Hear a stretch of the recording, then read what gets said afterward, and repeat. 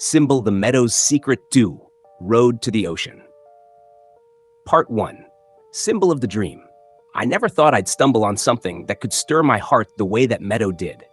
Yet there I was, one late afternoon, wandering around the edge of my property, following Baddy's curious nose. The dog darted toward the old shed, tail wagging, barking at the door like he'd uncovered some great mystery.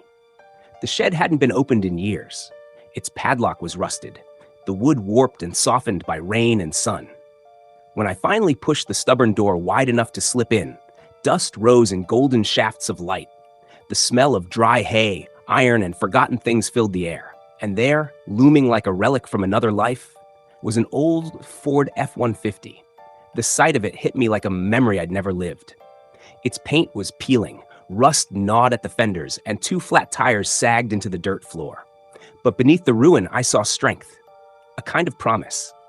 It reminded me of the trucks I'd driven when I was young, back when the world felt wide open and the road was always calling. I reached for the hood latch. It took a grunt, but it popped open. The engine was coated in dust, webs stretched across hoses, and the smell of old oil stung my nose. Still, my pulse quickened. I couldn't help whispering, "You've still got some miles left in you, old friend." I can feel it. Of course, when I turned the key, nothing happened. Not even a cough. The battery was dead, the starter frozen. Everything about the truck begged for care it hadn't had in decades. Most men my age would have shut the hood, shaken their heads, and walked away. But I wasn't most men anymore. Not since the Meadow. That Meadow, it had changed me. It had given me back something I thought was lost forever. A spark, a lightness in my bones, the kind of energy I hadn't felt since my 30s. Every time I moved now, I carried that gift with me. And standing in that shed, staring at the Ford, I knew the Meadow had planted this seed in my heart. It wasn't just about the truck. It was about the dream it carried. The dream of taking Margaret, and Baddy, of course, all the way to the ocean. To feel the salt wind, to hear the waves crashing, to see the horizon stretched wide as forever. That thought made my chest ache with longing. But I knew I couldn't do it alone. So the next morning, I called an old friend, Frank Delaney. We'd gone to school together, back when neither of us had a wrinkle or a gray hair to our names. Frank had spent his life as a mechanic, the kind of man who could fix an engine with little more than a wrench and his own stubbornness.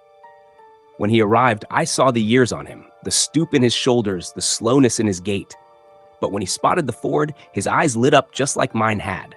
He whistled low. "Now that," he said, running a hand over the hood, "is a beast worth saving."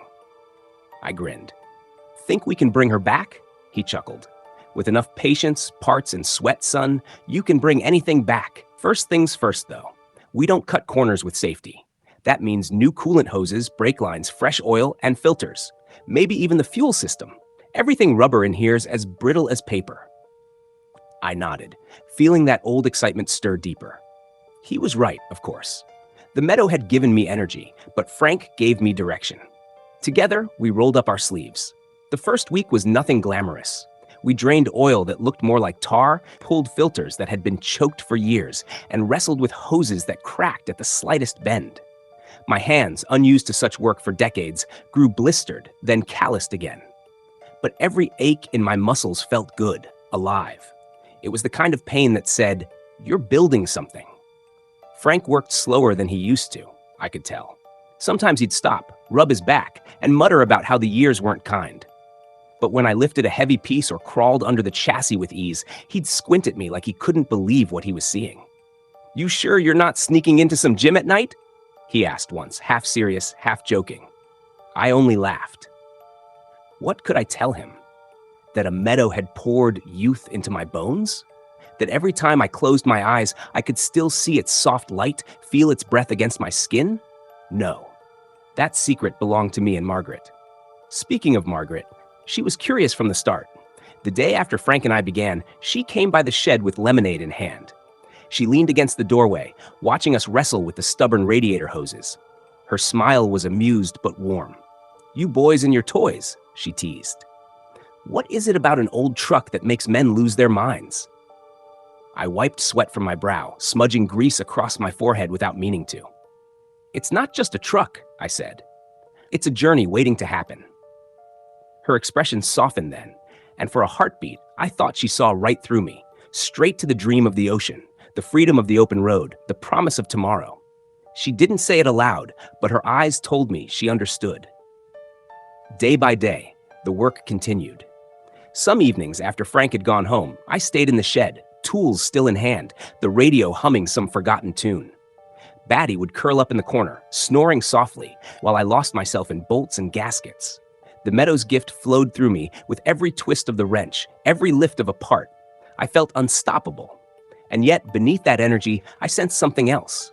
A whisper, a reminder that such gifts were never free. Sometimes, when I caught my reflection in the side mirror, I swore I saw a younger man staring back. Other times, after a long night, I felt twice as tired the next morning. I tried to ignore it, to focus only on the dream. One evening, after hours of tightening and testing, Frank clapped a hand on my shoulder. "She's coming back to life, Henry, bit by bit. You keep this up, and before long, you'll be sitting behind the wheel again." His words filled me with a warmth I hadn't felt in years. Maybe it was foolish, maybe it was dangerous, but I knew then. This truck wasn't just steel and rubber. It was hope, a vessel carrying me toward the ocean, toward Margaret, toward the life I thought was behind me. And I was ready to see how far it could take us. Thesif bitisat words. Restoration. When I was younger, I thought restoration meant bringing something back to exactly what it once was. These past weeks working on the truck, I've learned it's more than that.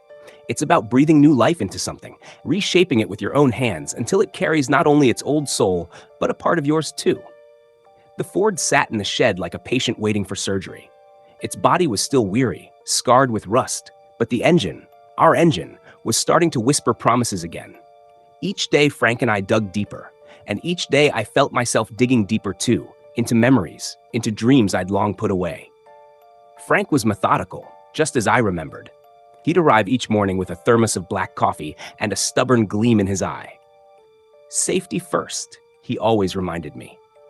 We don't just want her running, Henry. We want her safe enough to carry Margaret and that mud of yours clear to the ocean.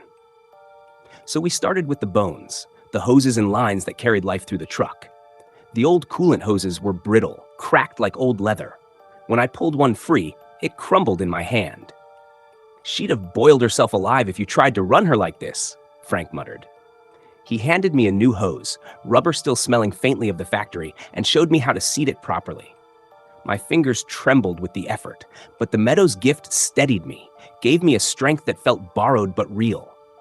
Next came the brakes.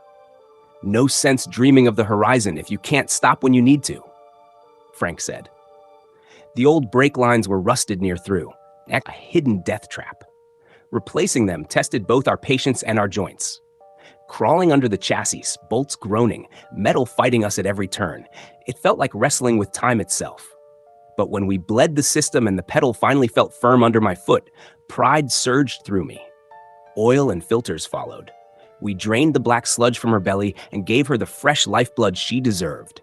A new oil filter, new fuel filter, new air filter. Simple things, yet each one like a breath of air to a drowning man. I swear, when we turned the engine by hand afterward, it moved a little freer, as though she'd taken her first clean breath in years. Margaret became a part of it, whether she admitted it or not. She started stopping by more often, bringing us sandwiches or a pitcher of iced tea. Sometimes she lingered, watching, asking questions.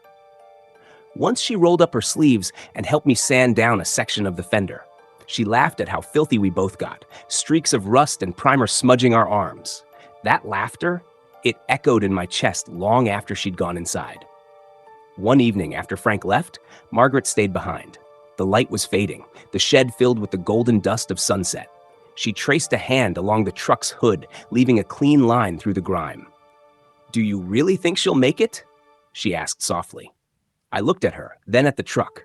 I have to believe it. She's more than a machine now. She's a promise. A promise? To you, to us, to Baddy too. Her eyes softened. For a moment, she leaned closer, as if the distance between us was a thing we might finally close. But then Baddy barked from outside, chasing a rabbit, and the moment passed. Still, her hand lingered on the hood a little longer. Frank noticed the changes in me more than I wished he would. One afternoon, as we wrestled with a stubborn bolt on the suspension, he grunted and sat back, wiping his brow. "You're working like a man half your age," he said. "I don't know what's gotten into you, Henry, but I'd be lying if I said I wasn't jealous." I shrugged, trying to laugh it off. "Guess I'm just motivated."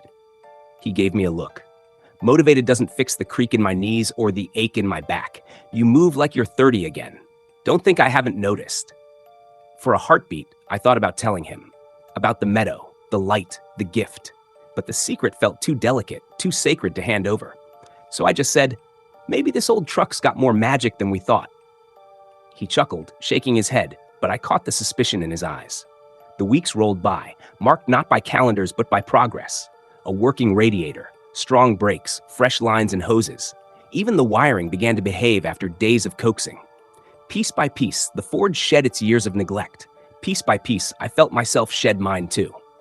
But the gift wasn't without its shadows. Some nights, after hours bent over the engine, I'd collapse into bed with a wariness that went bone deep, as though I'd lived 2 days in one. Other times, I'd glance in the mirror and see a face that didn't belong to the age on my driver's license. A trick of the light, perhaps. Or perhaps not. Still, every time I looked at Margaret, her smile, her quiet faith in me, the doubts melted. The dream of the ocean burned brighter than the fear. One Saturday, Frank and I finally lowered the truck back onto its wheels. New tires hugged the rims, clean and eager. The Ford stood taller, prouder, as if she too felt the meadow's energy coursing through her.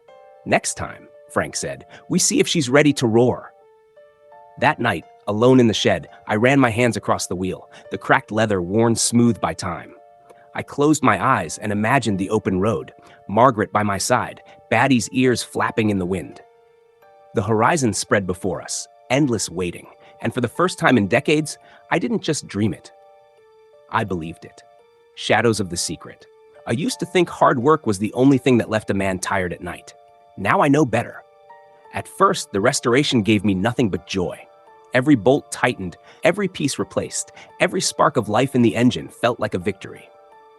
But somewhere along the way, victories began carrying a shadow. It started small.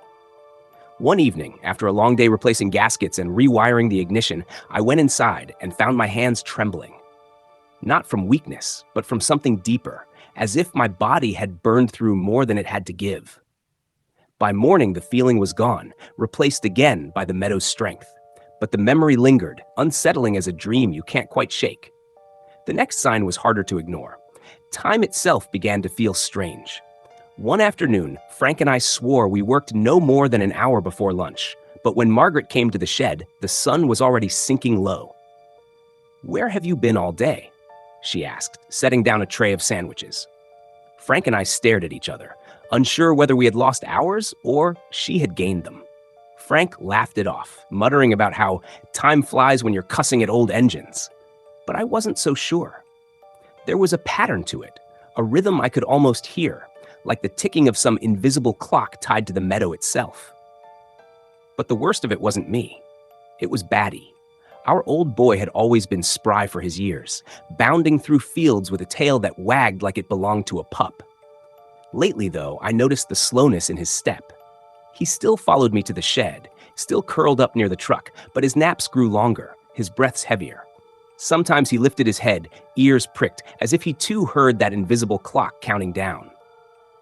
One night I found him lying beside the Ford's rear wheel, staring at nothing. His muzzle looked grayer than I remembered. I knelt down, stroking his fur, whispering, "Not you too, old friend." Margaret saw it as well. She never said the word aging, not directly. But her eyes followed Baddy with a tenderness edged in worry. I caught her once, kneeling by him, murmuring softly, as if pleading with him to hold on a little longer. The truth pressed harder with each passing week. The meadow's gift wasn't free. It gave me strength, yes, but it seemed to draw life from somewhere else. And now I feared that somewhere was Baddy. Frank, of course, noticed my unease. One morning, as we bled the brakes again, he stopped mid-turn of the wrench and said, "You're carrying something heavier than this truck, Henry. You want to tell me what it is?" I hesitated, words trembling on the edge of my tongue. For a heartbeat, I considered telling him everything. The meadow, the light, the impossible second youth that hummed in my bones. But the secret felt dangerous. like handing someone a loaded gun without warning. So instead, I said, "It's just the work. It takes more out of me than I expect." He gave me a long look, but he didn't push. "Then don't burn yourself out before you ever take her on the road," he muttered, returning to his work. Margaret was less easily fooled. One evening, after Frank left, she found me sitting on the shed floor, leaning against the truck, sweat soaking through my shirt. Baddy lay beside me, his head heavy on my lap. "You're pushing too hard," she said gently. "I have to," I whispered. "No, Henry, you want to. That's different." Her hand brushed my cheek, and I realized how young her eyes looked in that moment, how alive. The meadow had touched her too, after all. We were both living on borrowed time, blessed and cursed in equal measure. "What if," I said quietly, "every hour we spend chasing this dream takes something from him?" I glanced at Baddy. His breathing was steady but shallow. Margaret's eyes glistened. "Then we'll be careful. We won't let greed steal what we've been given. If the road comes, it comes. If not," she took my hand, "the real gift is here. Us, together." Her words should have eased me, but the dream of the ocean burned too brightly. I wanted to see her hair lifted by sea wind, wanted to hear her laugh against the roar of waves. I wanted that promise made real, and the truck was the vessel to carry us there. So I kept working. The Ford came closer each day to breathing again. The engine turned smoother, wires hummed with life, brakes responded like new. Frank grew more excited, slapping my back, grinning like we were boys again. But under the laughter, under the progress, I felt the weight growing heavier. Baddy's eyes followed me differently now, not with eagerness, but with a quiet endurance, as if he were carrying the dream on his back too. I wondered how much longer he could bear it. And sometimes, late at night, when the shed was silent and the truck loomed in the shadows, I swore I heard the meadow's voice in the creak of metal and the tick of cooling pipes. A whisper. Every gift has its price. I prayed I was willing to pay it. 1,030 words. The morning we decided to turn the key for real, the air itself felt charged. The shed smelled of oil and dust and possibility, a perfume only a mechanic or a dreamer could love. Frank was already there when I walked in, coffee steaming in his thermos, his grin boyish despite the lines on his face. "Today's the day," he said, patting the hood of the Ford like a proud father. "Let's see if she still knows how to sing." I laughed, but my heart thudded with nerves. Weeks of sweat, hours of labor, nights of doubt, it all came down to this. Margaret stood in the doorway, arms folded, eyes shining. Baddy lay at her feet, tail thumping slowly against the floorboards. He was weaker than before, but I swore I saw a spark in his eyes, as if he understood the moment too. We checked everything one last time. Oil topped off, coolant steady, brakes bled, battery charged. Frank tightened the final clamp, then nodded at me. "Go on, Henry. She's yours." I slid into the driver's seat. The leather was cracked, the wheel worn smooth, but in my hands it felt like destiny. I took a deep breath, twisted the key. The engine coughed. Once. Twice. Then roared to life with a guttural growl that shook the shed. The sound was rough, uneven, but it was alive. My chest swelled with triumph. Frank whooped, throwing his hands in the air. Margaret clapped, laughing like a girl. Even Baddy barked, weak but insistent, as though to say I'm still here too. I pressed the gas gently. The engine responded, grumbling but steady. After a few minutes of warming up, Frank slapped the hood. "Take her out, Henry. She deserves the road." We rolled the Ford out of the shed and into the sunlight. The sight of her in motion made my throat tighten. Rust still scarred her sides, but beneath it she carried a power I'd almost forgotten. Margaret climbed into the passenger seat without hesitation, her hand brushing mine as she settled in. "Let's see what freedom feels like," she said, her voice trembling with excitement. Baddy scrambled into the back, curling up against the seat as if he'd done it all his life. I eased the truck onto the gravel path, heart pounding with every bump and rattle. For the first 100 yards, she protested, gears grinding, suspension groaning, but then something shifted. The ride smoothed, the engine deepened into a steady rhythm, and suddenly we were flying down the country road like we'd been doing it forever. The wind rushed through the open windows, carrying the smell of wildflowers and sun-warmed earth. Margaret's laughter mingled with the roar of the engine, filling me with a joy so fierce it almost hurt. Baddy stood with his paws on the seat, ears flapping, tongue lolling in pure dogged bliss. Every bump, every vibration, Every sound from the engine felt like a heartbeat in sync with mine. I realized then that this truck was more than metal and bolts. It was a bridge between what we'd lost and what we still had. The Meadow's gift pulsed in me as I guided her along the familiar roads, making even the smallest curves feel magical. For a while, it was perfect. The years fell away, and I was just a man, a woman, a dog, and a road that promised forever. I glanced at Margaret. Her hair caught the sunlight, her smile was wide, and I felt again that surge of longing and hope, the same as when we first discovered the meadow. Baddy barked joyfully from the back, urging us forward. But then I noticed the strangeness. The road stretched on longer than it should have. A loop I'd driven countless times in my youth seemed endless, bends repeating, fields blurring into one another. The sky grew brighter, then dimmer, though no clouds passed. Time itself felt slippery, as though the Ford had carried us into some in-between place. Margaret must have felt it too. She glanced at me, her smile fading. "Henry, do you feel it?" I nodded, gripping the wheel tighter. "It's like the meadow," I said. "Like she's guiding us." Even Baddy paused, ears twitching. He looked toward the fields, nose lifted, as if sensing the subtle pulse in the air. I had to remind myself to breathe, to keep the moment grounded. We drove a little further, just around familiar country paths. The Ford protested at first, a metallic groan here, a sputter there, but gradually she hummed like she remembered her own strength. Every hill felt like a small triumph, every bend a test of trust between man, woman, and machine. Returning home, the world slowly settled back into order.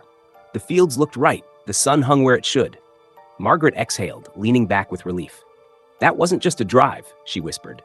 "No," I agreed, stroking the wheel with trembling fingers. It was something more. Baddy lay down across the seat, exhausted but peaceful, chest rising and falling in steady rhythm. I kissed the top of his head. "Good boy, you brought us here." Later that night, alone in the shed, I ran my hands across the Ford. The metal was warm from the day's drive, the leather faintly scented with sun and dust. The ticking from the engine, cooling now, felt almost alive, like it was whispering secrets I wasn't ready to understand. I closed my eyes and saw the meadow again, the soft glow, the spark in the air, the promise of something beyond understanding. Maybe the meadow hadn't vanished. Maybe it had just changed shape. And maybe the road itself was now the secret, waiting patiently for the right time. Dream of the ocean. When I was younger, the ocean always felt impossibly far away. I'd seen it once, on a trip in my 20s, but life has a way of keeping a man tethered. Work, family, obligations. Dreams wait quietly in the corners of your heart, sometimes so long you almost forget they're there. Until one day, they don't wait anymore. The Ford sat in the yard like a sentinel, silent but alive.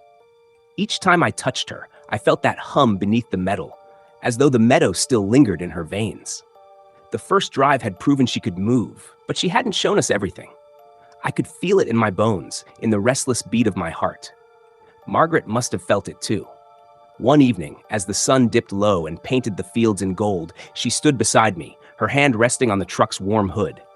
"Henry," she whispered, "what if we don't stop here?" I turned to her. "What do you mean?" She smiled softly, eyes shining with the kind of light that makes you believe in impossible things. "What if we take her all the way, to the ocean, you, me, and Baddy? No more waiting, no more what-ifs." The idea hit me like a wave, terrifying, exhilarating, final. I saw us driving through open country, crossing towns and rivers, chasing horizons until salt filled the air. Margaret's hair tangled by sea wind, Baddy barking at gulls. A dream, fragile and wild, suddenly within reach. "But Margaret," I said, my voice heavy, "the meadow, the time, the price. What if we're stealing days we don't have?" She took my face in her hands. "Henry, listen. We're not stealing anything. We're living. Every gift fades sooner or later. What matters is how we use it. Do we hide from it, or do we let it carry us somewhere beautiful?" Her words cut through my fear like sunlight through fog. She was right. The meadow hadn't given us eternity. It had given us this moment, this chance. To waste it would be the greater loss. Baddy patted over then, laying his muzzle against my leg. His eyes were tired, older than they'd been weeks ago, but steady. Loyal. As if he too wanted one last great journey. So we began to prepare. Frank helped me tune the Ford for longer roads, extra fuel canisters, spare belts, a careful look at every hose in line. He didn't ask questions, though I think he guessed more than I ever told him. When we shook hands, his grip lingered, his eyes saying what words didn't dare. Take care of her. Take care of yourself. Margaret packed light, but with care. A blanket for cool nights. A camera. A small tin of tea leaves she swore tasted best by campfire. She laughed as she tucked it into a bag. If we're going to the edge of the world, Henry, we'll need good tea. The night before we left, I couldn't sleep. I sat on the porch, watching the stars scatter across the dark sky. I thought about the meadow, how it had found us, how it had changed us, how it had demanded a price. I didn't know if it would follow us or if the road would be our only magic now. But I realized it didn't matter. The true gift wasn't youth or strength. It wasn't even the Ford, though she was our vessel. It was Margaret, asleep inside the house, her heart brave enough to walk beside mine. It was Baddy, snoring softly at my feet, faithful to the very end. Morning came quiet and bright. We loaded the Ford, the air buzzing with unspoken hope. Margaret slid into the seat beside me, her hand finding mine. Baddy curled in the back, head on his paws, already dreaming of horizons. I turned the key. The engine roared, steady and strong, as if it knew the road ahead. Margaret leaned close, whispering, "To the ocean." I smiled, pressed the gas, and we rolled forward, leaving the farm, the meadow, and all the years of waiting behind us. The road stretched wide before us, endless, alive. And for the first time, I didn't wonder how much time we had left. I only knew that whatever days remained, they would carry us together toward the edge of the world, where dreams meet the sea.